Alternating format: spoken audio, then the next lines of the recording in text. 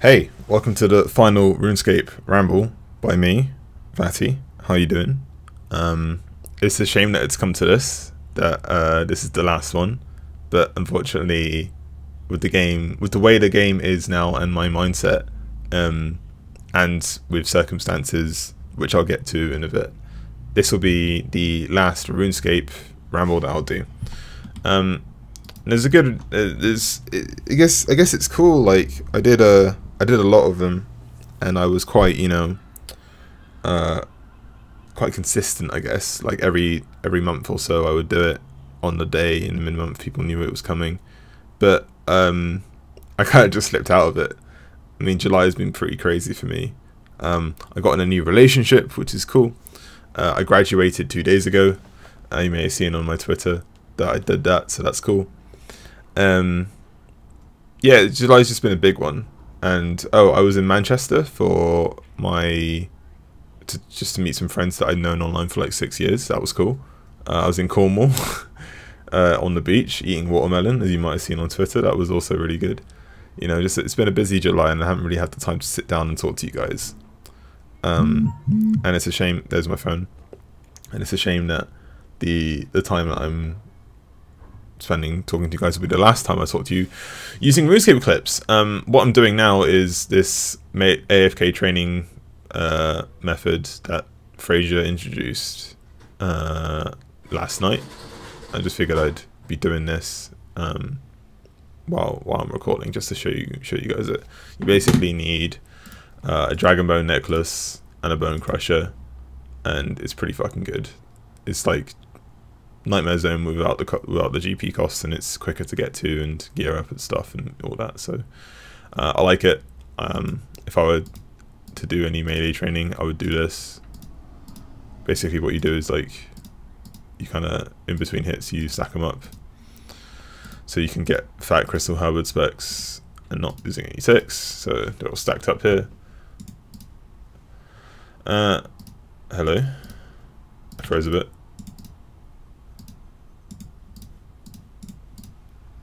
And boom, very nice. So yeah, that's kind of how you do it. I'm not sure if this is the best gear for it, but this is what I've got. So obviously an Infernal Cape would be sick, but I don't have one. I'm not as talented as Mr. Fraser Young. Anyway, so yeah, this will be the last one, and I'm just going to go through a couple of topics that people sent to me, things that I wanted to talk about, reflections on me playing Ironman, and the circumstances of which I'll come back to the game. So first things first, I put out a tweet saying, hey, this is going to be my last ramble. What do you guys want me to talk about? And only a couple of people got back, but that's cool. I don't mind that.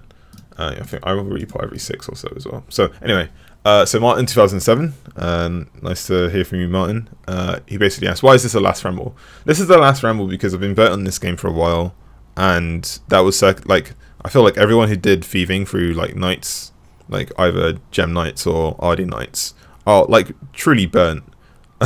In a sense, they're just kind of denying it, unless they're like not foot pedaling, which is like, why would you do that? It's like computer zoning, you fucking idiot.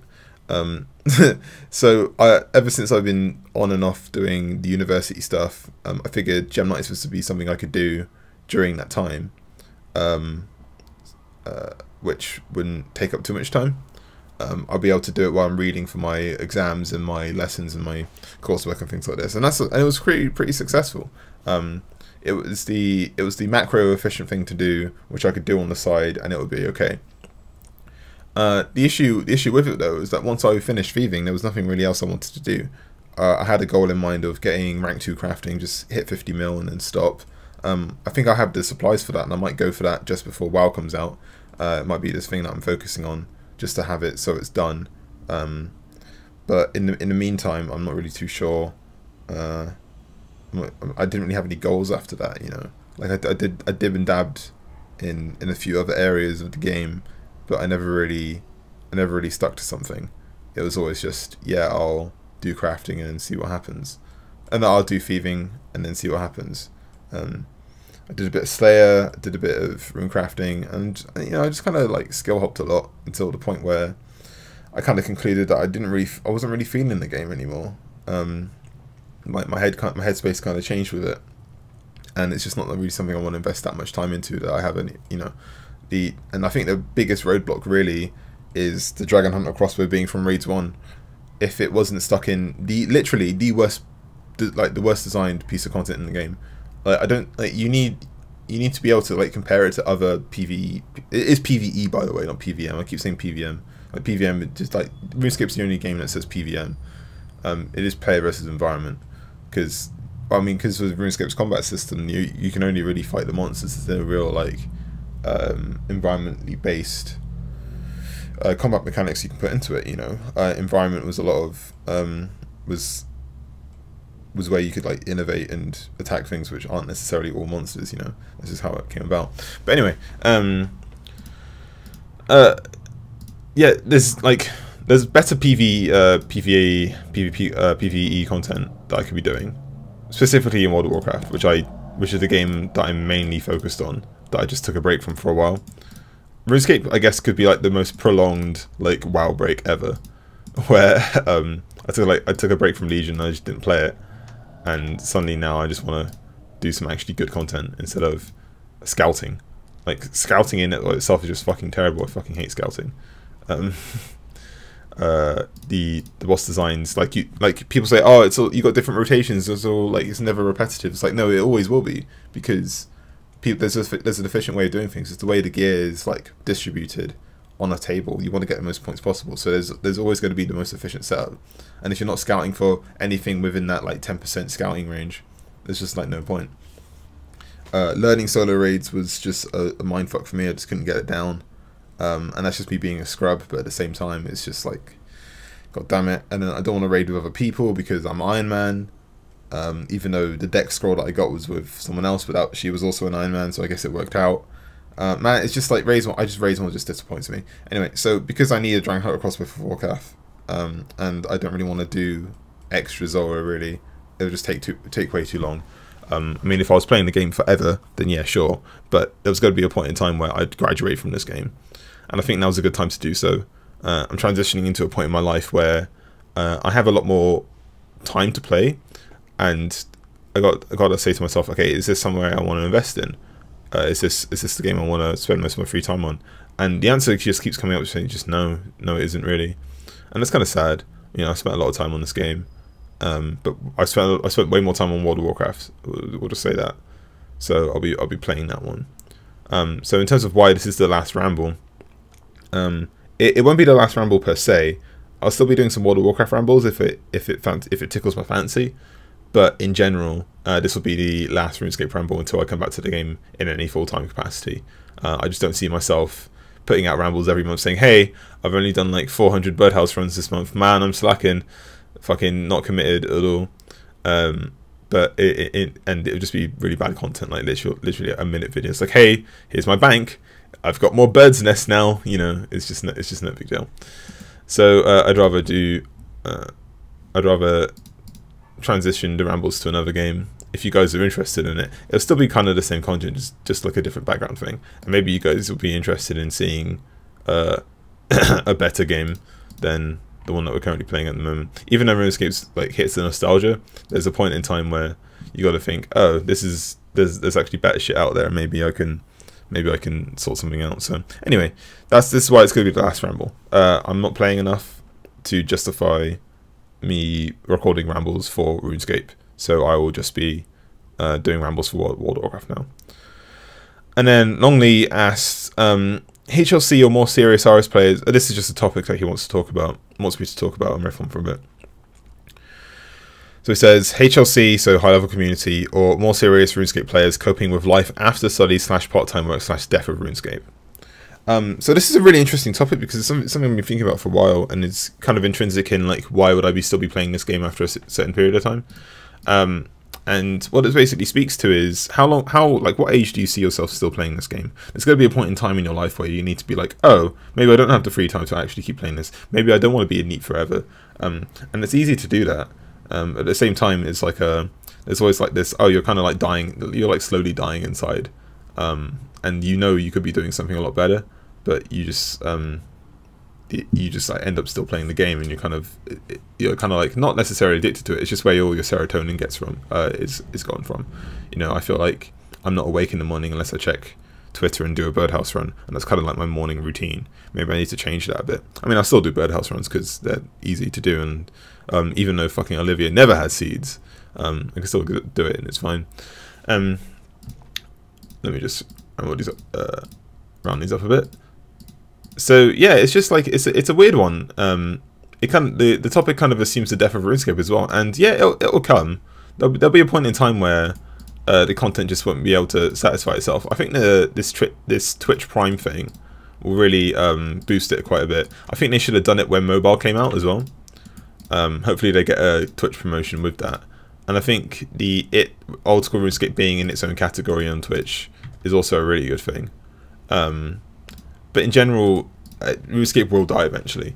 There will be a point. The servers will still be up. People will still play it, but I feel like most people will slowly siphon off the game, and I don't think it will really improve unless they really address certain issues, such as the incentives, like the incentive to max. Like I was going to make a video on this actually, and this is probably something I'll talk about. There's a real perverse incentive to get the max cape, which I feel like is disincentivizing a lot of players towards certain aspects of the game, which produce a healthy mindset going into it. So, for example, when I'm at ZMI and I have a max cape on, people question my sanity and why I'm there. It's like, why can't I just be playing the game? It's like they assume that runecrafting is like not something that you'd want to do on your own. Like, you have to be incentivized to do it. And I kind of feel it's kind of shitty. You'll get to the end with the max cape. It's like, okay, now what? It's like, well, all the PvE content is just like, you know, kind of shit, and you don't really need the max cape, but you feel obliged to do it because it's like an achievement or something, or like the max capes at the end of it. I would really support a cosmetic max cape, to be honest. Like, I don't think it should be as powerful as it is, but it'd be too late now because people are so much used to the convenience of the tool. Like, you find this in World of Warcraft as well with the artifact weapons going away. People are used to having all the abilities on one thing, and when you take that away from someone, it really hits hard how much intrinsic worth there was in that. Even though there was a story to it, maybe there could be like a max only quest where to complete it you have to like drain, like to save Gillinor or something, you have to like drain the power of your max cape towards a cosmetic basis, and your max cape you wouldn't be able to like equip it or use it until then. Like, it would just nerf it, but like for a story mode, like say like some like big bad powerful being is sapping the power of your max cape, and to like redeem it to some sort of like convenience, like maybe just like a crafting cape teleport or something, like even that, it just kind of does that. Or maybe you could like pick one perk per day, excuse me, and just have that, like having it be like a construction cape and a crafting cape plus everything else that's in it, and you know, it's just not. I don't think it's indicative of healthy game design, and I think over time you'll see a point where there'll be too many people that are actually at the top. People won't be in. People will see the gap between starting and then maxing, and they just won't want to do it because you're doing content you don't necessarily want to do. Most people will just be like, "Oh, I'm fed up with this. I don't really want to do it." So that's what I think anyway. So in terms of like RuneScape dying, but anyway, high level community, or more serious, I suppose, coping with life after studies, part-time, death of RS. It's good. It's a different thing really, because most of us are at least somewhat autistic, and we have to recognize that most of the effort that we're putting into this is because we're interested in like the numbers and like the repetitiveness of it. And it's all about just like kind of embracing that certain type of personality type that you are, and finding something in real life which you can actually apply that to. I'm sure everyone else has interests outside of RuneScape, like music that you're into, or hobbies, or you know, if you're studying or something. Depending on where you are though, you can use the internet that you're using right now to find things that you're interested in, and maybe it's something you can make work in some sort of autistic way. I don't have my defender on. That's very nice. Good one, Vatti. So yeah, it just kind of depends really. I have prayer potions here, don't I? Where are they? No one's dropped them. That's weird. Because I was like, I'm gonna run out of prayer. Like, if I keep going, I can just like get one, but I don't have to pick one up that much. Anyway, sorry, I'm rambling, but not on the topic that I need to. Yeah, you can just kind of apply that. Like, I was talking to my friend's mum yesterday about my friend going to university and like what he wants to do for his future and things like this. And so, well, he's really good at this one particular video game, and like maybe he can like apply that work ethic that he has to something else. Like he's quite industrious. Like most of us are like pretty hardworking if we're passionate about something. Like, or maybe we could like use it as a distraction because we're all part of the high level community. Like, and we like given statistical distributions of ability, we're pretty much up there in terms of how high someone can go in a certain area, and that's not something to really scoff at, you know. So maybe it's something to consider and take advantage of. Like most of us can be like computer programmers or economists or these type of things. They aren't out of the scope of purview of the abilities that interest us in this game in the first place. And when RuneScape inevitably dies, or real life commitments come through, or you decide that you don't want to be a fucking neat loser anymore, it's good to remember that, you know, you're not just good at RuneScape, and there are some things out there that you can actually use. There are skills out there that you can actually use to apply to something else. So in terms of coping with it, shit, you knew it was going to come anyway, and it's going to be, again, it's something that's inevitable. We all kind of know it, and RuneScape in and of itself was kind of like a distraction from it. So maybe it was good that it came about. I guess for me, I'm getting into a position in my life now where I need to take things a bit more seriously. Otherwise, I've wasted all my time.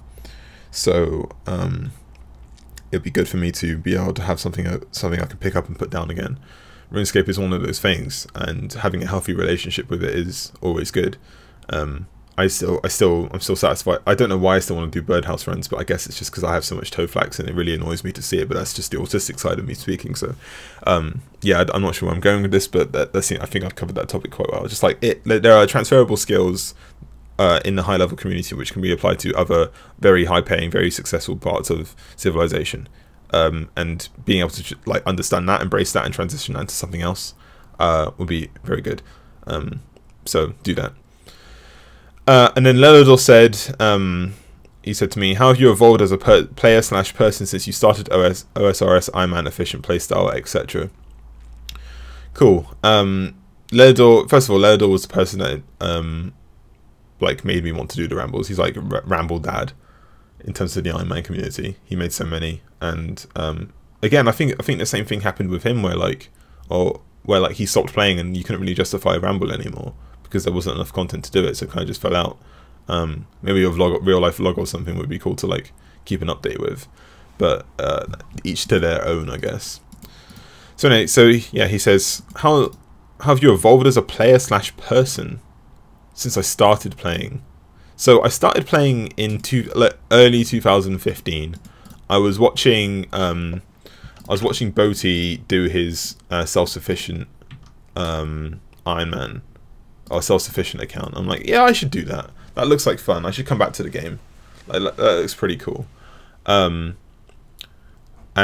so that was early 2015. So back then, I had, I was just about to finish my access course, I think. Yeah, I was working in Tesco. I was single, and I was apolitical. I didn't really know much about the world. What I did know in terms of personally was I just lost a lot of weight, so I changed as a person like that. And what I did know was that I hated authoritarianism. Like, I didn't like people, like, it was kind of arbitrary. It's like, why do you have power over me? It was really apparent actually in one of the people I worked with. Like, she was a fucking bitch. Like, and we all kind of knew, like, if she had power over us, she'd be a fucking tyrant, and like it would just be like the worst thing ever. Let me just highlight this so I can actually get them, just so I don't run out of prayer, and so I can stay here forever. Yeah, she'd be a fucking tyrant if people actually gave her a manager position, which is probably why I think that no one actually gave her one, because we were all like at the same level. But she would act as so like oh man, I can't believe I remember this woman, this hideous creature of a large corporeal manifestation of a woman. Anyway, so yeah, I was around that time, and this was like pre-Brexit, which is when my political awakening happened.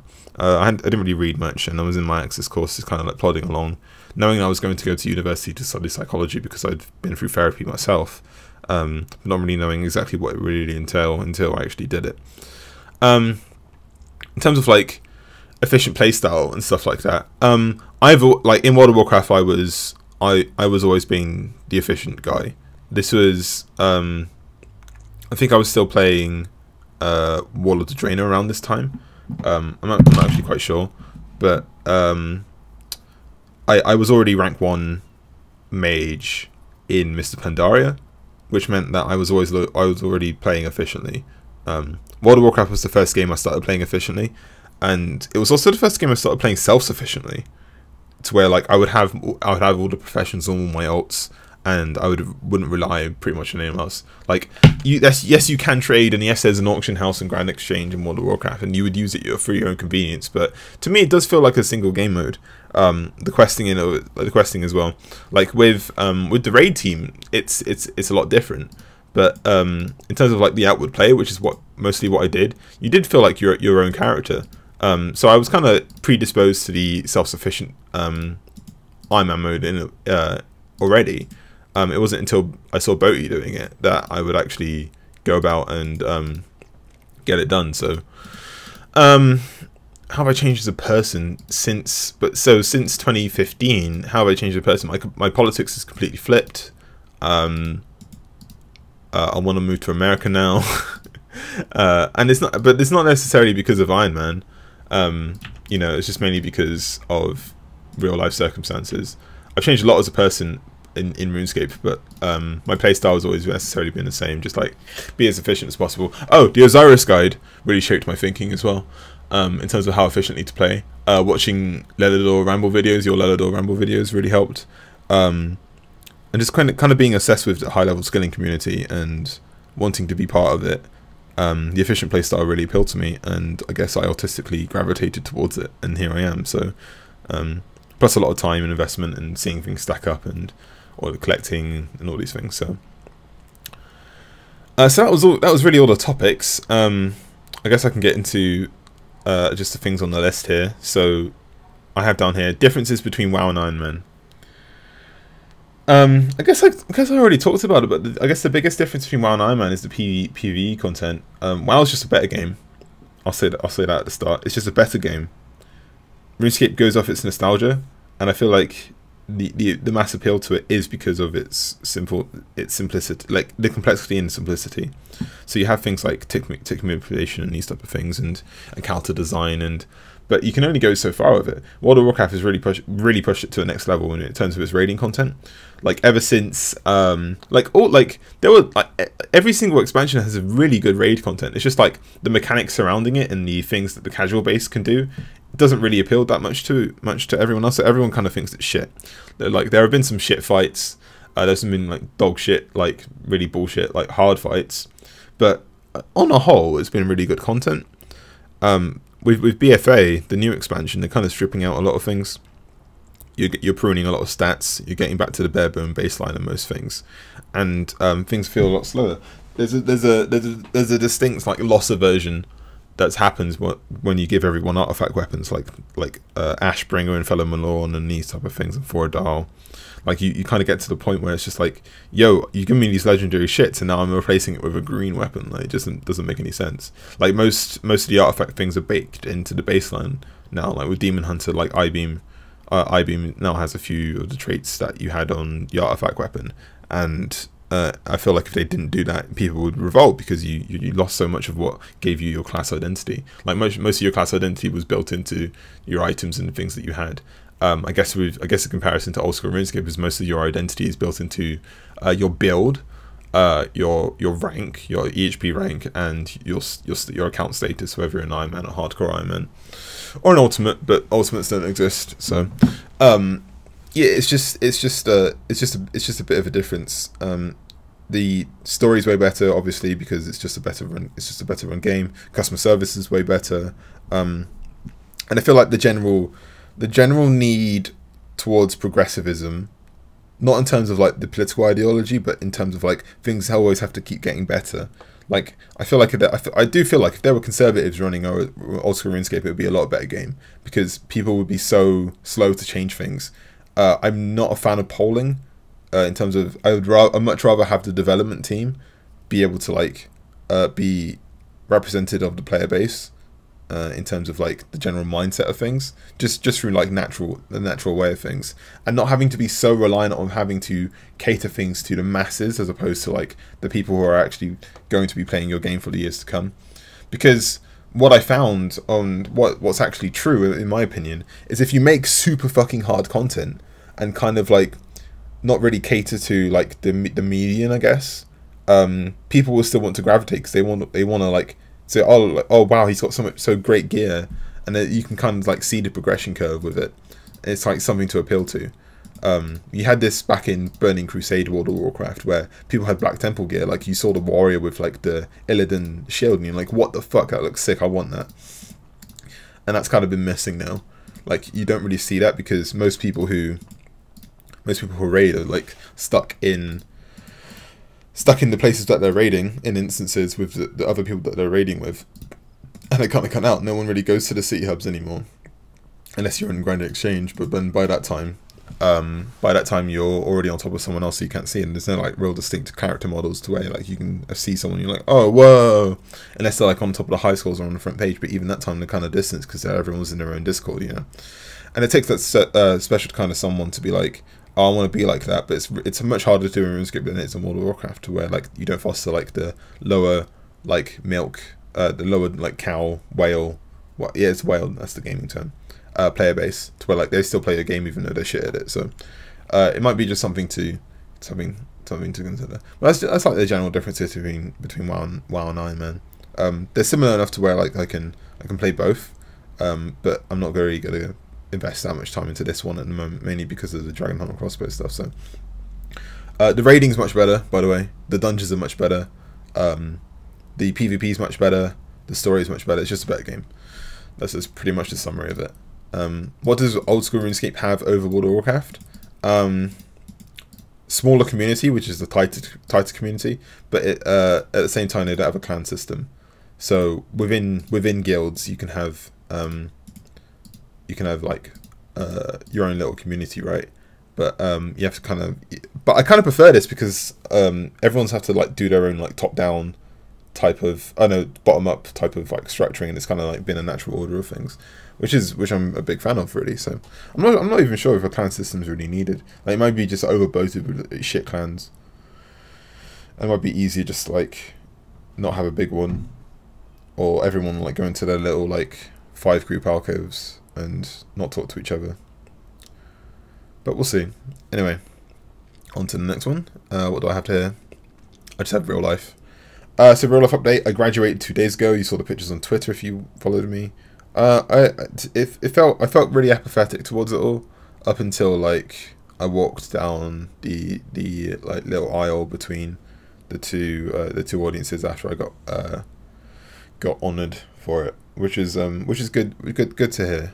Good to know. It felt great, and I just know that I've got a master's to do, which is like the next step, really, the undergrad. And okay, all right. Here's one thing. The shitty thing about the undergrad is that I know that it doesn't represent the knowledge that I actually picked up, because the knowledge I picked up in psychology wasn't from the degree itself. I had to do a lot of outsider reading to be able to actually get a full knowledge of what I needed. But the good thing about being a student is that it gives you permission to do that. Like I live at home at the moment to look after my mother, and she kind of left me alone a lot because I had like the societal like label of student, to where like you're trying to learn things, and it's a good thing to take advantage of, I feel. So I got to take advantage of it and read as much as possible, which is always lovely. So I guess I can't really. So the degree kind of represents the 3 years of time, but it was a 2-1 instead of a first. Like if I did all like the gender and appearance and music therapy and all these things, I definitely could have pulled a first, because to know your side you need to know every side. So I could have bullshitted my way through it and compromised on some things, but decided not to. So yeah, so I got 2-1 instead, which is fine.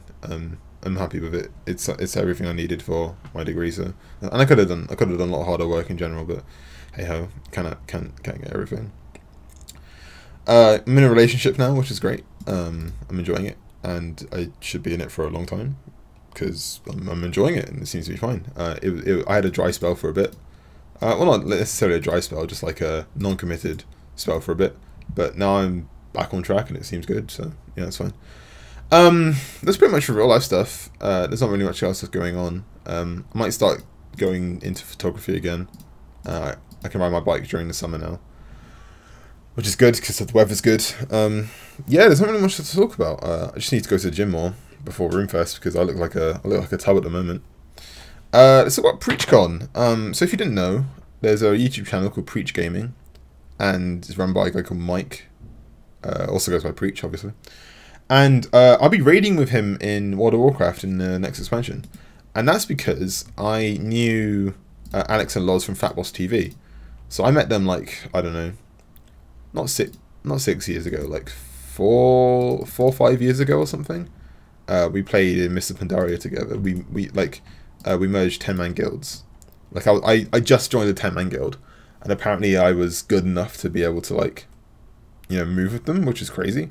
Like there was always a period of time where I didn't feel like I was good enough. I felt this in RuneScape as well, by the way, where I feel like I felt like really strong imposter syndrome, where I didn't feel like I deserved the rank that I had, or like people would ask me to team with them in EHP competitions. Like, dude, I'm not that good really. Like, I know a lot, but I kind of just play. Like, I'm not as efficient as it needs to. Like my records, I don't go for records. I never have, and I probably never will. So it was quite interesting to see like people like see me as good. Even when I was rank 1 in World of Warcraft, I didn't feel like I deserved it, which was weird. I felt like I lucked out or something. So like to be in a position to go to the Fat Boss Guild, which is really cool, and I got to know the guys. Anyway, so they were up in Manchester for PreachCon, which is the convention that YouTube channel does every year. And I just got back from Cornwall on the Monday, and we were talking in the guild Discord, and someone tagged me and just said, "Yo, Vatti, are you looking for a ticket? Because we've got a spare ticket." Hold on, I just need to burp 1 sec. Sorry about that. Yeah, we're just looking for it. We got a ticket spare, and I'm like, oh shit, cool.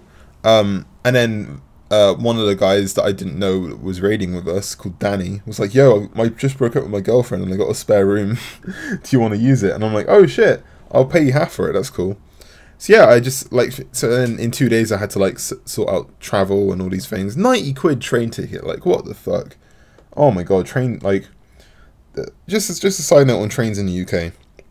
So people think it's a binary choice, a divisive choice between full privatization and full public ownership. Now, the government can't run shit. We know that from countless historical examples. But the thing about trains is that it's only on one rail, which means that you kind of have to give the bid to the highest, you kind of have to like bid out to one company and have them run that rail. And the rails are still run by the government, by the way. It's not like the private companies run the rails, right? But because everything can only run on one track, really, you have to build a separate track to be able to separate private track to be able to accommodate for different companies. So the issue here is that because there's no competition, there's a monopoly on each of these lines. Now, people going for public ownership of transport were like, "Oh, it's way more profitable." It's like, no, that's not the point. You guys hate profit. Why are you talking about profit? Like, that's not your argument. Your argument should be, it's for the people, by the people, and it just runs more efficiently. It's like, no, it doesn't run more efficiently. Like, because the issue here is that it's run on a monopoly, not necessarily because it's run on. Because it's run by just like a private entity where the profit is the only focus. It's like, no, your only focus will be profit too, otherwise you're wasting taxpayer money. But it's always just run on one company. The issue here is there's no competition. So the reason why I had a 90 quid train ticket was because there's no competition on the lines.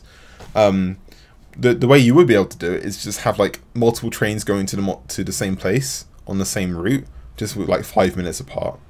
But you have to do it way more efficiently, so you'd be able to like tell us like, oh, I want to go on this train, but it's just 5 minutes difference. And if I'm schedule bound, then I'll have to do something else. But yeah. Anyway, so 90 quid train ticket up there. to plan the travel, and I got that, and it was just fucking sick, man. Like usually people say you need to put voices to faces, like you see people's faces, but you've never spoken to them or heard them before. This was putting faces to voices. I met so many people that I've spent so much time online with that I'd do it again in a heartbeat. It was so much fun. Made so many new friends. Really good experience. I ran out of all my mobile data, so I've got no data now, which is great, but it's whatever. Hotel was lovely. Yeah, it was just a great time.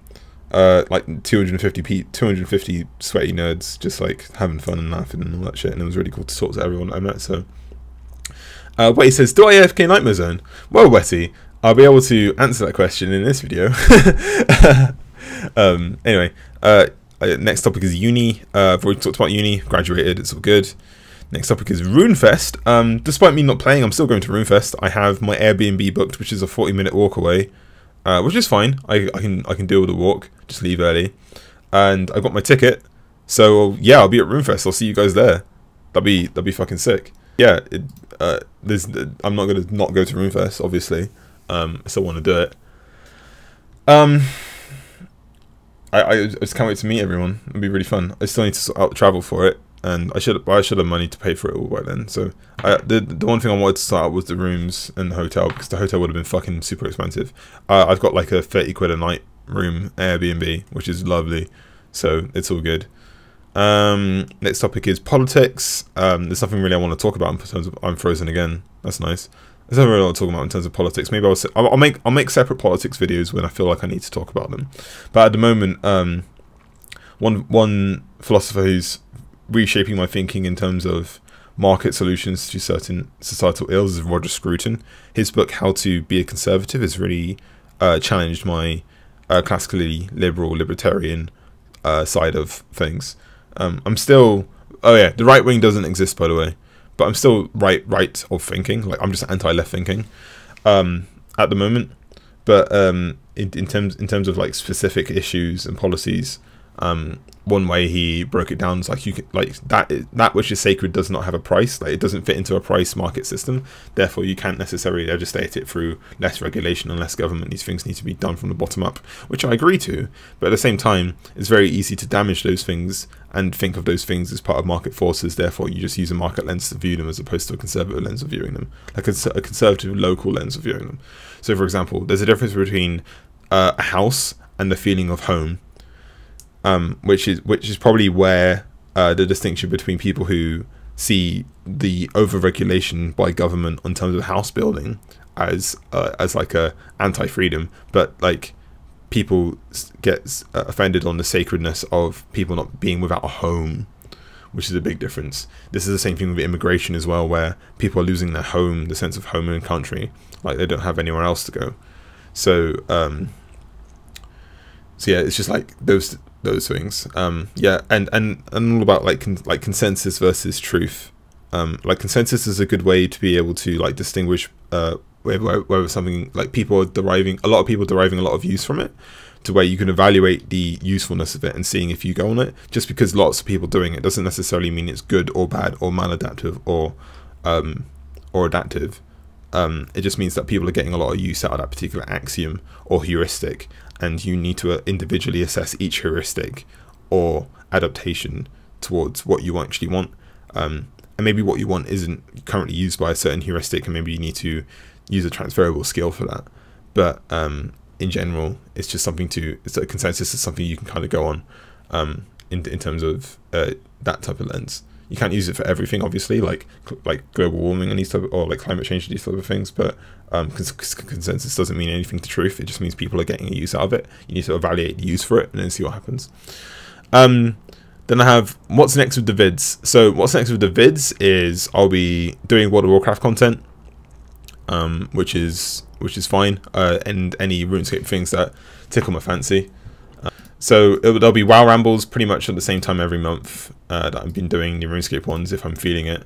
Probably not one for August, mainly because that's when the actual expansion comes out. Be able to do like a month in review for the WoW stuff and see what happens, really, what I'm doing in the game. They'll be much shorter because there isn't necessarily much to talk about in terms of World of Warcraft. It's pretty simple, but it'd be cool just to have like kind of start over again and see where my progress is and where my thinking is over time, kind of like how I did with the RuneScape stuff. So that's kind of what's next with the vids. I also have the Jebram is Right video coming. I promise you, I've scripted it, I just need to record it and edit it. I had to download a few YouTube videos and clips that I need to put into it. I also need to I just need to edit it and read it out and do that. But my OBS was fucking up really, for recording. But I'll be able to just use separate programs and get that sorted, so that's fine. I have a few other topics I want to talk about as well. One in particular I've titled Avoiding Sirens, which I came up with that title at PreachCon, which is a story for another time, which is probably one I'll tell in conjunction to my opposition to general e-dating, and emphasis on general.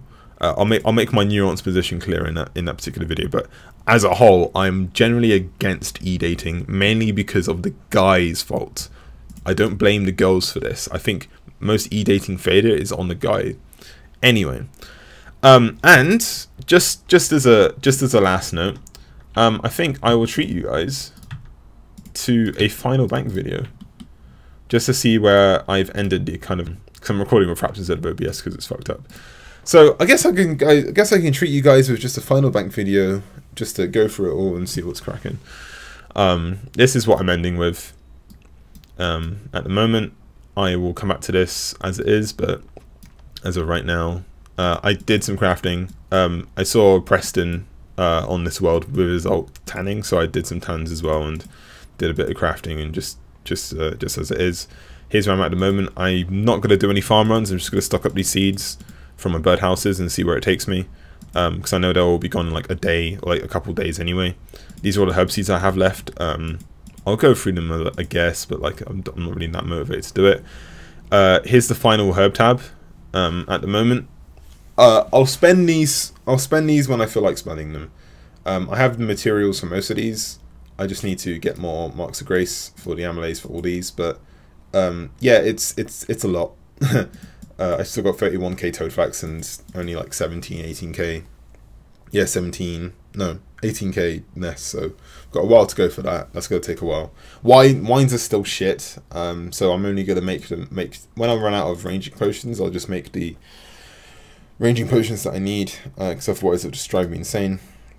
Potion tab, which is standard. I've used a lot of 4-dose staminas, and I'll have a lot more to go because I have all these Aventos, so that's fine. Clue tab, started doing clues again, just out of the birdhouse clues, and hopefully I'll be able to work on it. I've got a list of all the clue items that I need.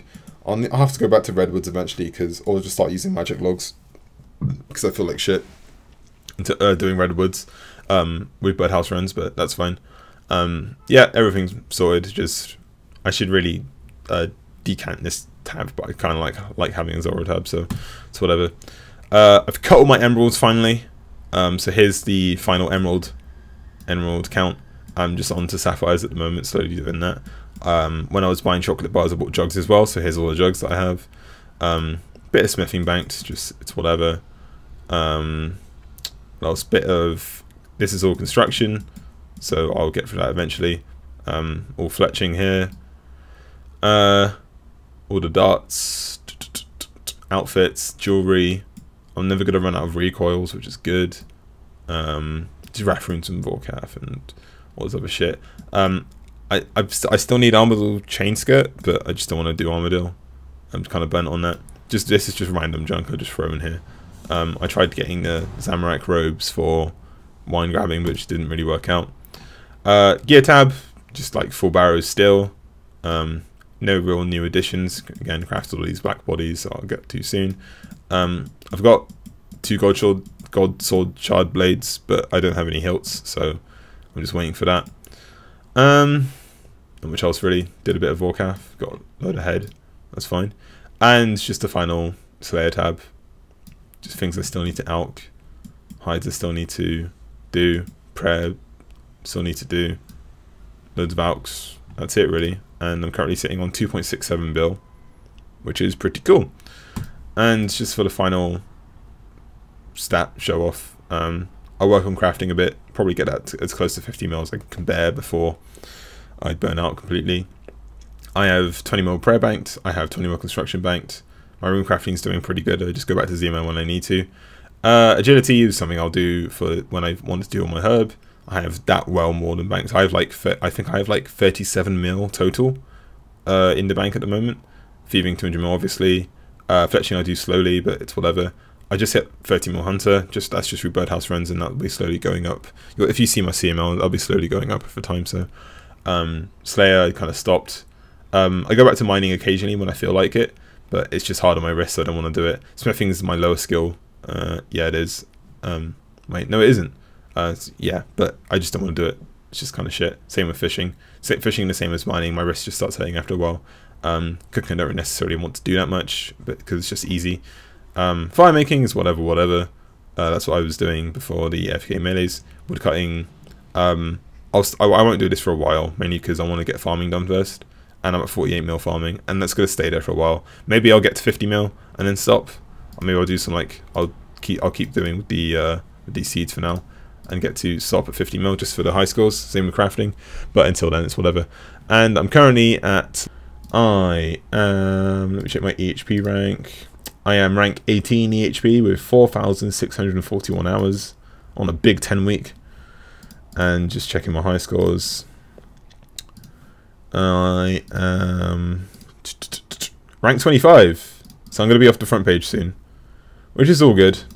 Ever since Fraser maxed, we've fallen down a bit. But yeah, rank 5 crafting, rank 7 farming. Those are my highest ranks at the moment. But yeah, that's pretty much it. So thank you guys for watching all these. Hopefully you enjoyed these rambles as they are. Yeah, it's been a good one, and I hope to see you guys soon with some World of Warcraft content. But until then, I'm just gonna keep doing birdhouse runs and harassing Olivia for the fucking seeds that she won't give me. But until then, thank you very much, and I will see you, I don't know, whenever.